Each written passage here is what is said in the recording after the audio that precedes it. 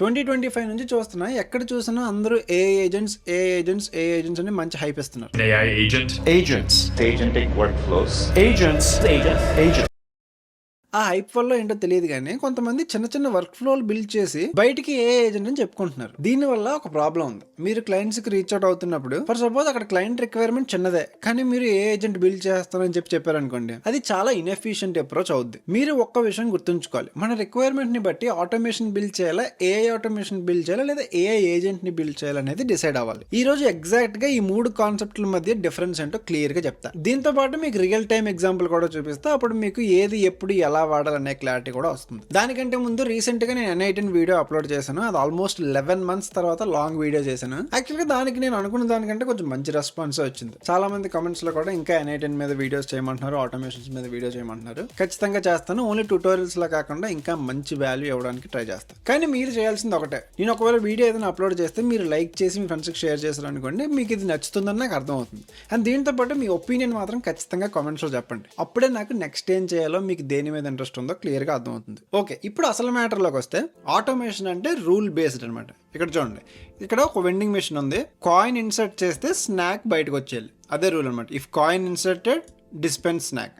ఎవరైనా coin insert చేస్తే snack బయటకు వచ్చేది. ఇక్కడ దీనికి బ్రెయిన్ ఉండదు, థింకింగ్ పవర్ ఉండదు, ఏమీ ఉండదు. ఇది జరిగితే అది జరిగిపోవాలి, అంతే, ఒకటే రూల్. అదే ఆటోమేషన్. అదే ఇక్కడ ఏ ఆటోమేషన్కి వస్తే ఇక్కడ మీరు ఒక రిక్వెస్ట్ అడుగుతున్నారు, బయట వెదర్ బాగుంది, చల్లగా ఉంది, నాకు స్పైసీ ఫుడ్ కావాలి, ఎక్కువ స్పైస్ కాదు కానీ మీడియం స్పైస్ అని చెప్పారు. ఇక్కడ ఈసారి ఏ ఆటోమేషన్కి ఏముంటుంది, దీనికి బ్రెయిన్ ఉంటుంది కాబట్టి మీరు అడిగిన రిక్వెస్ట్ని అర్థం చేసుకునే క్యాపబిలిటీ ఉంటుంది.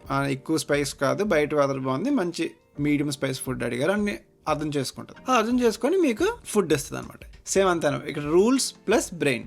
ఏ ఆటోమేషన్ అంటే రూల్స్తో పాటు బ్రెయిన్ కూడా ఉంటుంది కాబట్టి మీరు అడిగిన రిక్వెస్ట్ని అర్థం చేసుకుంటుంది. అదే AI automation. Next AI agent. ఇది కొంచెం నెక్స్ట్ లెవెల్. మీరు ఒక గోల్ ఇస్తారు అంతే. ఈ గోల్లో ఎన్ని టాస్క్లు అయినా ఉండేవండి, అది హ్యాండిల్ చేసే క్యాపబిలిటీ ఏఐ ఏజెంట్కి ఉంటుంది. సో ఇప్పుడు మీరు ఏం చెప్పారు, నాకు ఈమెయిల్ పంపేసి క్యాలెండర్ అప్డేట్ చేసి ఒక రిపోర్ట్ రాసామని చెప్పారు. ఏ ఏజెంట్కి ఏంటి, ఫస్ట్ థింక్ చేస్తాను అనమాట. థింక్ చేసి ఏది ఫస్ట్ చేయాలి లేకపోతే ఎలా చేయాలి అని థింక్ చేసి డెసిషన్ తీసుకుంటుంది. అప్పుడు ఈమెయిల్ పంపించేస్తుంది, క్యాలెండర్ అప్డేట్ చేస్తుంది, రిపోర్ట్ రాసేస్తుంది అనమాట. అదే ఏఐ ఏజెంట్. బేసిక్గా మల్టిపుల్ టాస్క్స్ని హ్యాండిల్ చేసే క్యాపబిలిటీ ఏఐ ఏజెంట్కి మాత్రమే ఉంటుంది. సో ఇక్కడ మీరు ఎఫిషియన్సీ కోసం ఏం చేయాలంటే, ఇప్పుడు మీరు చేసే టాస్క్కి థింకింగ్తో పని లేదనుకోండి. సపోజ్ ఇప్పుడు ఎవరైనా ఫామ్ ఫిల్ చేస్తే వాళ్ళు డీటెయిల్స్ ఎక్స్ట్రాక్ట్ చేద్దాం అనుకున్నారు, దానికి థింకింగ్తో పని లేదు, దానికి ఆటోమేషన్ సరిపోదు. ఒకవేళ ఫామ్ ఫిల్ చేసిన తర్వాత వాళ్ళకి మెయిల్ పంపిద్దాం అంటే ఇప్పుడు ఆ ఫామ్ రిక్వెస్ట్కి తగ్గట్టు మెయిల్ పంపిద్దాం అనుకున్నారు, దానికి ఏ ఆటోమేషన్ యూజ్ చేయొచ్చు. ఎందుకంటే వాళ్ళు ఏం ఫామ్ ఫిల్ చేస్తారో వాళ్ళ డీటెయిల్స్ బట్టి వాళ్ళకంటూ ఒక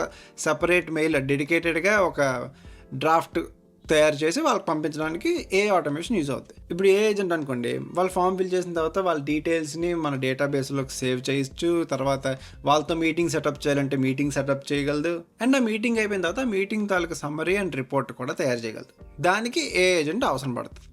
ఓకే, నేను ఆల్రెడీ N18లో మీకు చూపించడానికి ఒక 3 వర్క్ ఫ్లోస్ బిల్డ్ చేసి ఉంచాను. ఆటోమేషన్కి, ఏ ఆటోమేషన్కి, ఏజెంట్కి. ఇప్పుడు మీకు క్లియర్గా చూపిస్తాను అనమాట రియల్ టైంలో అవి ఎలా పనిచేస్తాయి ఏంట. సో జీమెయిల్ ట్రిగర్ యూజ్ చేస్తున్నాం ఆటోమేషన్ కోసం. అన్నింటికి జీమెయిల్ యూజ్ చేస్తాం ఎందుకంటే క్లియర్గా అర్థం అవ్వాలి కాబట్టి. జీమెయిల్ ట్రిగర్ ఇక్కడ ఏమవుద్ది, నాకు ఎవరైనా మెయిల్ పంపిస్తే ఈ జీమెయిల్ ట్రిగర్ అవుద్ది. అలా పెట్టాను అనమాట. ఇక్కడ కండిషన్ ఏం పెట్టాను, ఇప్పుడు సబ్జెక్ట్లో మనకు మెయిల్లో సబ్జెక్ట్ ఉంటుంది కదా, ఆ సబ్జెక్ట్లో రిఫండ్ అనే కీవర్డ్ ఉంటే ట్రూ ఫీల్డ్లోకి వెళ్ళాలి. చూడండి ఇక్కడ ట్రూ ఫాల్స్ ఉన్నాయి కదా, రిఫండ్ అనే కీవర్డ్ అంటే ట్రూ ఫీల్డ్లోకి వెళ్ళాలి. తర్వాత దాన్ని లేబుల్ చేసామని అనమాట. చూడండి, యాడ్ లేబుల్, ఆపరేషన్ ఏమో యాడ్ లేబుల్ నేమో రిఫండ్స్. ఆల్రెడీ ఇక్కడ రిఫండ్స్ లేబుల్ ఉంది కాబట్టి ఈ రిఫండ్స్ మెయిల్లోకి పంపిస్తే మనం అన్ని ఒక రిఫండ్స్ అన్ని ఒకే దగ్గర చూసుకోవచ్చు కాబట్టి అలా పెట్టమన్నాను. ఇది శాంపుల్ మెయిల్. నేను ఆల్రెడీ ఒక మెయిల్ పంపించాను, సో మీకు క్లియర్ చూపిస్తాను అనమాట. చూడండి, ఇక్కడ ఎగ్జిక్యూట్ స్టెప్ క్రియేట్ చేస్తే ఇక్కడ సబ్జెక్ట్లో మీరు చూస్తే రిఫండ్ రిక్వెస్ట్ అని ఉంది. సబ్జెక్ట్లో రిఫండ్ కీవర్డ్ ఉంది కాబట్టి ట్రూలోకి వెళ్ళి చూడండి, ట్రూ బ్రాంచ్లోకి వెళ్ళింది. కాబట్టి నెక్స్ట్ స్టెప్ ఏంటి, ట్రూ బ్రాంచ్లోకి వెళ్ళగానే లేబుల్ యాడ్ చేసేయాలి. ఎగ్జిక్యూట్ స్టెప్ మీద క్లిక్ చేస్తే లేబుల్ యాడ్ చేస్తుంది. రిఫండ్స్లో చూస్తే చూడండి వచ్చింది, రిఫండ్ రిక్వెస్ట్ అని చెప్పి మెయిల్ వచ్చింది కాబట్టి లేబుల్ రిఫండ్స్లోకి వచ్చింది. ఇది ఆటోమేషన్. దీనికి ఏంటి, మనకి కీవర్డ్స్ అనమాట. అది మీరు రిఫండ్ అని పెట్టి ఏదైనా నార్మల్ హాయ్ అని పెట్టినా కూడా ఆటోమేటిక్గా లేబుల్ యాడ్ చేస్తుంది రిఫండ్స్లోకి. అక్కడ ఏం చూస్తుంది, ఓన్లీ రిఫండ్ కీవర్డ్ ఉందా లేదా అని చూస్తుంది. అది నార్మల్ మెసేజ్, క్యాజువల్ మెసేజ్లో రిఫండ్ అనే వర్డ్ మీరు పొరపాటున యూజ్ చేయాల్సి వచ్చినా అది రిఫండ్ కాకపోయినా కూడా లేబుల్ యాడ్ చేస్తుంది. అదే ఆటోమేషన్. దీనికి థింకింగ్ పవర్ ఏమి ఉండదు కాబట్టి అలా చేస్తుంది. నెక్స్ట్ ఏ ఆటోమేషన్, సేమ్ ఇక్కడ మళ్ళీ అదే ట్రిగర్ని యూజ్ చేద్దాం. ఇక్కడేంటి, ఇక్కడ కూడా ఉంది సేమ్ అదే. ఇక్కడ ఈమెయిల్ క్లాసిఫైయర్ని యూజ్ చేస్తున్నాం, అంటే మనం ఇక్కడ బ్రెయిన్ ఇస్తున్నాం అనమాట. ఇక్కడ ChatGPT 4.1 మినీని నేను పెట్టాను, బ్రెయిన్ కింద యూజ్ చేస్తున్నాం ChatGPTని. ఇక్కడ ఏమైందంటే మనం ఒక కేటగిరీ రిఫండ్ అని చెప్పాం, customer requesting money back, return or refund. అది ఒకవేళ ఆటోమేటిక్గా అది అర్థం చేసుకుంటుంది అనమాట. మన మెయిల్ చదువుతుంది, మన బాడీ మొత్తం అంతా మెయిల్ని చదివిన తర్వాత ఇది రిఫండ్ రిక్వెస్ట్ అయితే రిఫండ్కి వెళ్తుంది, లేదా సపోర్ట్ అయితే సపోర్ట్ కేటగిరీకి వెళ్తుంది, లేదా సేల్స్ కేటగిరీకి వెళ్తుంది, ఇంకేదైనా మెయిల్ అయితే అదర్ కేటగిరీలోకి వెళ్తుంది. ఇది క్లాసిఫికేషన్ అనమాట. ఇది బ్రెయిన్ ఏఐని యూజ్ చేసి మనం ఈమెయిల్ క్లాసిఫికేషన్ చేస్తున్నాం. సో ఇక్కడ మళ్ళీ రన్ చేద్దాం. సేమ్ అదే మెయిల్ కాబట్టి ఇందాక మెయిల్ పంపించాం, ఇక్కడ రిఫండ్ రిక్వెస్ట్ మెయిల్.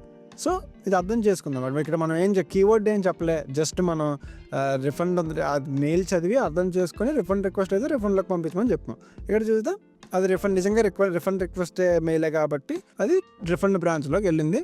నెక్స్ట్ స్టెప్కి మళ్ళీ ఎగ్జిక్యూట్ చేస్తే చూడండి, మళ్ళీ మామూలుగా రిఫండ్స్లోకి లేబుల్ చేస్తుంది. సేమ్ అది అంతా.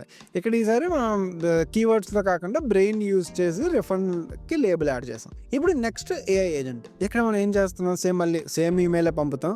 ఇక్కడ కూడా బ్రెయిన్ ఉంటుంది, ఏ ఏజెంట్ ఖచ్చితంగా బ్రెయిన్ ఉంటుంది కాబట్టి సేమ్ మళ్ళీ 4.1 మినీనే యూజ్ చేస్తాం. ఇక్కడ మనం 2 పనులు చెప్పాం అనమాట. మెయిల్ యాడ్ చేసి డ్రాఫ్ట్ని కూడా క్రియేట్ చేయమని చెప్పాం. అంటే రిఫండ్, ఎందుకంటే ఇప్పుడు సపోజ్ రిఫండ్ రిక్వెస్ట్ పంపించారు అనుకోండి, జస్ట్ రిఫండ్ వేసి కొడదు కదా, జస్ట్ ఏదో ఒక అపాలజీయో లేకపోతే ఏదో ఒక రాయాలి కాబట్టి రిఫండ్ రిక్వెస్ట్. సేమ్ అదే ఆ డ్రాఫ్ట్ని మనం ఏం చెప్పు, జస్ట్ ఇక్కడ ఒక ప్రాంప్ట్ ఇస్తాం అంతే. నువ్వు ఇది ఎవరైనా రిఫండ్ అడిగితే ఎలా బిహేవ్ చేయాలి, ఏది అడిగితే ఇది చేయాలి ముందే మనం చెప్పేసి ఉంచుతాము. తర్వాత వచ్చిన మెయిల్ బట్టి అది ఆటోమేటిక్గా ఏం చేయాలో డిసైడ్ చేసుకుంటుంది. అంటే ఇప్పుడు ఎగ్జిక్యూట్ చేద్దాం.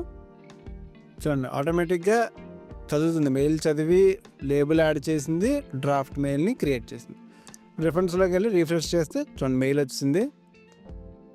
డ్రాఫ్ట్స్లోకి వెళ్తే చూడండి డ్రాఫ్ట్ మెయిల్ కూడా రాసింది అనమాట. Thank you for reaching out, we're sorry to hear that you're facing issues with the product, we will initiate the refund process shortly, please let us know if there is any additional confirmation or documentation required from your side. చూసారా, ఆటోమేటిక్గా మనం just చెప్పాం అంతే, label create చేసి draft email రాయు అని. Agent కాబట్టి ఇవన్నీ చేయగలిగింది. అదే నార్మల్ అనుకోండి, నార్మల్ ఆటోమేషన్ అయితే ఇవన్నీ చేయడానికి ఈజీగా ఉండదు అనమాట. అది ఆటోమేషన్కి ఏ ఏజెంట్కి డిఫరెన్స్. మీకు ఈ వీడియో ఎలా అనిపించిందో కింద కామెంట్స్లో చెప్పండి. నచ్చితే లైక్ చేసి మీ ఫ్రెండ్స్కి కూడా షేర్ చేయండి. Thank you for watching. మళ్ళీ నెక్స్ట్ వీడియోలో కలుద్దాం. బాయ్.